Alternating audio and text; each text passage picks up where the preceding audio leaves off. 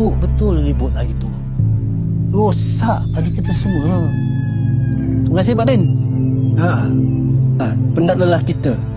Sekali hujan datang, habis banjir. Pagi Pak Wan pun kena. Kan Pak Wan? Pak Wan, ceritalah dengan kami ni. Ya. Masa ribut hari tu, aku dekat Bendang.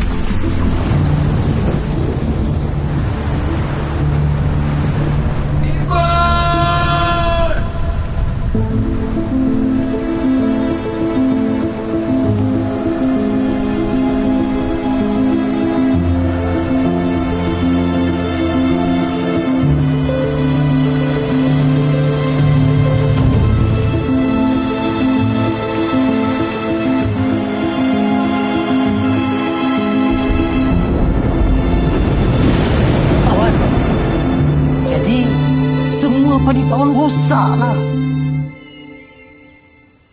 Ya. Rosak. Musnah semuanya.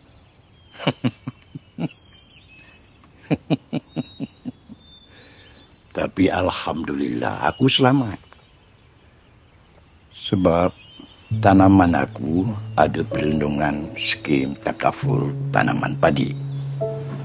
Apa bendanya tu Pak Wan? Rapat sini kalau nak tahu. Ya. Skim ni dikhususkan untuk petani. Khususnya penanam padi di Malaysia.